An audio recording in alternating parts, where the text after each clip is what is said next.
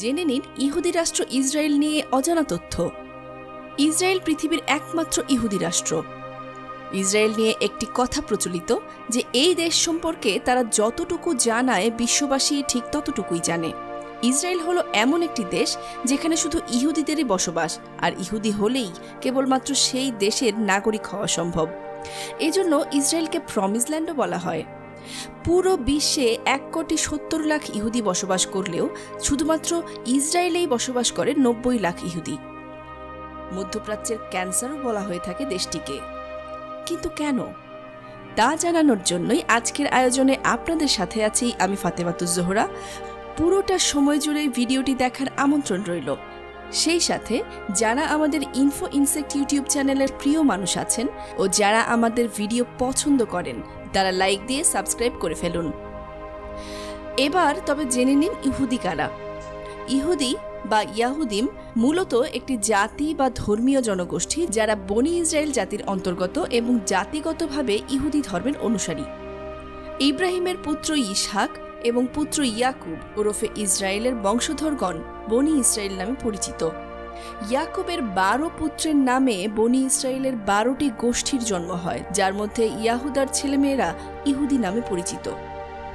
ইহুদিদের সম্পর্কে মহান আল্লাহ পবিত্র কোরআনে বলেছেন, হে বনি ইসরায়েলগণ, তোমরা স্মরণ করো আমার অনুগ্রহের কথা যা আমি তোমাদের উপরে করেছি, এবং স্মরণ করো সেই বিষয়টি যে আমি তোমাদের উচ্চ মর্যাদা দান করেছি সমগ্র বিশ্বের ওপর।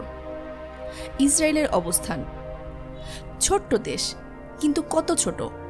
ইসরায়েলের আয়তনই বা কত? ইসরায়েলের ভূমি চুক্তিতে থাকে নাকি বাস্তবে থাকে?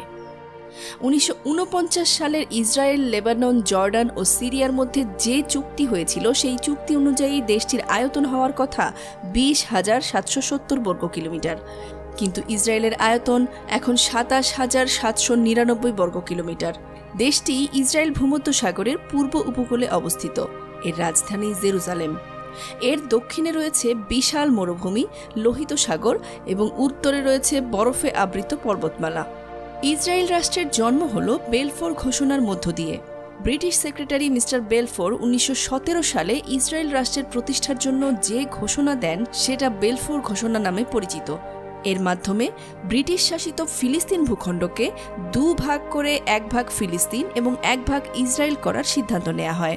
তার জন্য জাতিসংঘে গণভোটও গ্রহণ করা হয় 1947 সালে। তবে সে গণভোটে মার্কিন যুক্তরাষ্ট্র, ব্রিটেন এবং পশ্চিমা দেশগুলোর প্রভাবে ভোটের রায় চলে যায় ইসরায়েলের পক্ষে। রাষ্ট্রভাষা কয়টি? জানেন ইসরায়েলের রাষ্ট্রভাষা কয়টি? 2টি, আধুনিক হিব্রু ভাষা এবং আরবি। হিব্রু ভাষার কথা তো অনেকেই শুনেছেন, কিন্তু আধুনিক হিব্রু বলতে ঠিক কী বোঝানো হচ্ছে তা হয়তো অনেকেই বুঝতে পারবেন না। এই ভাষাটি গত 19 শতকের শেষ ভাগ পর্যন্ত বিকশিত হয়েছে। আরেকটি গুরুত্বপূর্ণ বিষয় হল আধুনিক হিব্রুর শেকড় প্রাচীন হিব্রু হলেও এখন এই ভাষায় ইংরেজি, স্লাভিজ, আরবি এবং জার্মান সহ অনেকগুলো বিদেশি ভাষার প্রভাব রয়েছে। ইসরায়েলের সঙ্গে অন্য দেশের সম্পর্ক কেমন? বিশ্বে বর্তমানে 161টি রাষ্ট্র ইসরায়েলকে স্বাধীন রাষ্ট্র হিসেবে স্বীকৃতি দিলেও মুসলিম রাষ্ট্রগুলো এখনও ইসরায়েলকে স্বীকৃতি দেয়নি।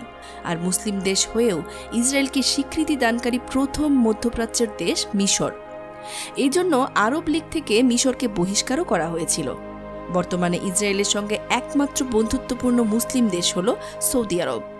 সৌদি যুবরাজকে প্রায় সময়ই ইসরায়েলের পক্ষে গণমাধ্যমে মন্তব্য করতে দেখা যায়। অন্যদিকে নিউজিল্যান্ড খ্রিস্টান প্রধান দেশ হয়েও ফিলিস্তিনকে সমর্থন দিয়েছে। তাদের মানচিত্রে ইসরায়েলের স্থানে জায়গা দিয়েছে ফিলিস্তিনকে। ইসরায়েলের নারীরা যেভাবে সৌন্দর্যকে কাজে লাগান।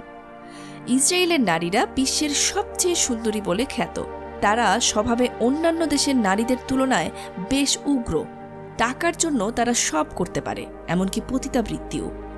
মিশেল রোজেন নামের ইসরায়েলের এক নারী সাংসদ এই তথ্য প্রকাশ করেন।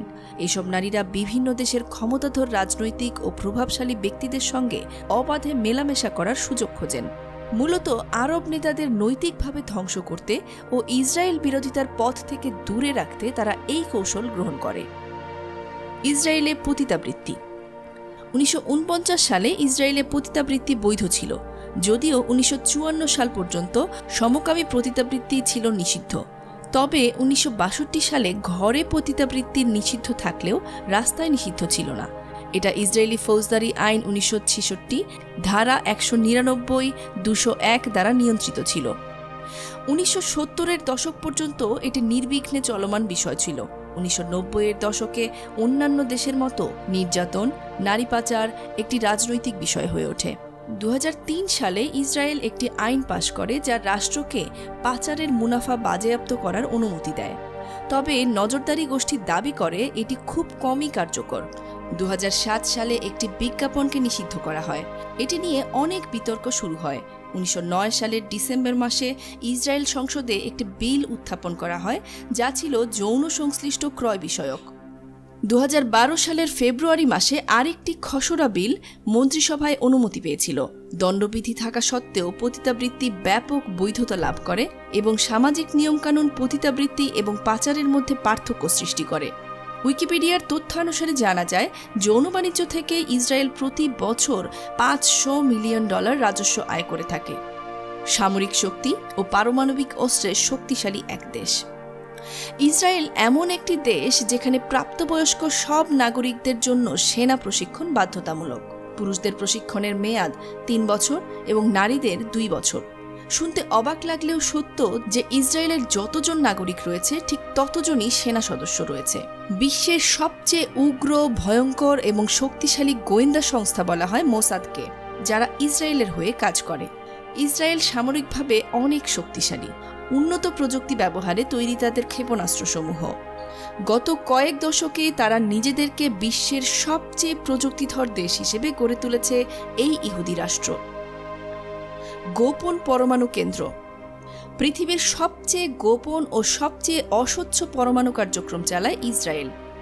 60-এর দশকে দেশটি পারমাণবিক বোমার অধিকারী হয়। তবে কোথা থেকে ও কিভাবে এই পরমাণু অস্ত্র তৈরির বিপুল পরিমাণ ইউরেনিয়াম পেল, এই রহস্য সবারই অজানা। কারণ নিজ দেশে উপস্থিত পরমাণু অস্ত্রের বিষয়ে তারা বিশ্বকে জানায়নি। 1964 সালে একদল মার্কিন বিজ্ঞানীকে ইসরায়েলি পরমাণু কর্মসূচি তত্ত্বাবধানের জন্য পাঠানো হয়, কিন্তু ইসরায়েল কৌশলে তাদের প্রকল্পের আসল চিত্র পাল্টে ফেলে। দেশটির মূল আকর্ষণ ডেড সি বা মৃত সাগর। ইসরায়েল দেশটি পৃথিবীর সর্বনিম্ন অঞ্চলে অবস্থিত। এর সীমান্তে অবস্থিত ডেড সি বা মৃত সাগর। সমুদ্রপৃষ্ঠ থেকে 15 ফুট নিচে অবস্থিত এই মৃত সাগরে সবকিছুই ভেসে থাকে। এই সমুদ্রের পানিতে কোনো কিছুই ডোবে না। আপনি যদি সাঁতার না জানেন আর সেই সাগরে ঝাঁপ দেন, তবুও ডোবার ভয় নেই, কারণ এই সাগরের পানিতে লবণাক্ততার পরিমাণ অনেক বেশি। এই সমুদ্রে পাওয়া লবণের টুকরোগুলো বেশ বড় হয়। এই সমুদ্রের মাটিতে বিশেষ একটি উপাদান রয়েছে যা ত্বকের জন্য খুবই উপকারী। তাই এই সাগরে আসা পর্যটকরা পুরো শরীরে এই মাটি মেখে রূপচর্চা করেন। এবার তবে জেনে নিন দেশটি সম্পর্কে বিচিত্র এবং অদ্ভুত যত তথ্য যা খুব কম মানুষই জানে। ইসরায়েলের পণ্য বর্জনের প্রসঙ্গ আসলেই পেপসি, কোকাকোলা, বাটা, অ্যাপেক্স কিংবা ইউনিলিভারের কথা উঠে আসে, যা মোটেই সঠিক তথ্য নয়। মজার বিষয় হলো এসব কোম্পানিগুলো ইসরায়েল রাষ্ট্র প্রতিষ্ঠা পাওয়ার পূর্বেই যাত্রা শুরু করে, আর অ্যাপেক্স কোম্পানি বাংলাদেশেরই একটি প্রতিষ্ঠান। ইসরায়েলকে মধ্যপ্রাচ্যের সমকামীদের রাষ্ট্র বলা হয়, কারণ এই দেশটিতে সমকামীদের সংখ্যা সবচেয়ে বেশি। টাইমস ম্যাগাজিনের জরিপে গত শতাব্দীর সবচেয়ে ক্ষমতাধর বিজ্ঞানী অ্যালবার্ট আইনস্টাইন, তিনি ছিলেন একজন ইহুদি। ইসরায়েলে বসবাসকারী এমন এক ধরনের সংগঠন রয়েছে যারা ইহুদি হয়েও তারা দেশবিরোধী। ইহুদি জাতিরা মুসলমানদের পুরো উল্টো নিয়মকানুনের অনুসারী। যেমন ইসলাম ধর্মে মদ্যপান হারাম, অন্যদিকে ইহুদিদের জন্য মদ্যপান জায়েজ। আবার উটের মাংস ও চিংড়ি মাছ মুসলমানদের জন্য বৈধ, কিন্তু ইহুদিদের জন্য অবৈধ। মৌলবাদী ইহুদি পুরুষরা চায় যেন তাদের স্ত্রী বছর বছর সন্তান জন্ম দিতে পারে, অন্তত স্ত্রীর গর্ভে যত বেশি সন্তান নেওয়া যায় নিতে থাকেন। তাদের ধারণা ইহুদিদের জনবল বাড়লে তারা পৃথিবী শাসনে আরও শক্তিশালী হয়ে উঠতে পারবে। মুসলিম ধর্মানুযায়ী নারীদের মাথা ঢাকতে বলা হয় যাতে চুল না দেখা যায়। ইহুদি নারীদের বিয়ের দিন পুরো মাথা ন্যাড়া করতে হয়। বিবাহিত জীবনে আর মাথার চুল গজানোর জো নেই তাদের। নারীর অবমাননা বলে মানা হয় সে দেশে। তবে কি তারা এভাবেই চুল ছাড়াই বাইরে যান? না, শুধু বাইরে বের হওয়ার সময় মাথায় উইগ ব্যবহার করেন। আইফোনের যত নতুন মডেল বাজারে বের হয় তার আগে পরীক্ষা নিরীক্ষা করা হয় ইসরায়েলে। ইসরায়েল দেশটি তাদের হীরা কাটা শিল্প, পর্যটক ও সফটওয়্যারের কারণে বিখ্যাত। ইসরায়েলের মানুষ সত্যি সত্যি ঈশ্বরের উদ্দেশ্যে প্রচুর চিঠি লেখে। প্রতি বছর জেরুজালেমের ডাক বিভাগ এমন অন্তত 1000 খানেক চিঠি পায় যেখানে প্রাপকের জায়গায় লেখা থাকে ঈশ্বর। ইসরায়েলে প্রতিবন্ধীদের জন্য রয়েছে বিশেষ মুদ্রা। ব্রেইলের মতো বর্ণের সহায়তায় কাগজের নোটগুলোতে লেখা থাকে বলে দৃষ্টি প্রতিবন্ধীদের কেনাকাটা বা মুদ্রা বিনিময়ে কোনো অসুবিধা হয় না। সারা বিশ্বে ইসরায়েল ছাড়া কানাডা, মেক্সিকো, ভারত আর রাশিয়াতেও দৃষ্টি প্রতিবন্ধীদের জন্য এই বিশেষ ব্যবস্থা রয়েছে।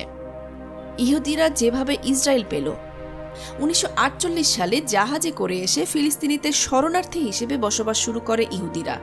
আর এখনকার চিত্র তো সবারই জানা। সেই ফিলিস্তিনিদের ওপর নির্যাতনের শেষ নেই।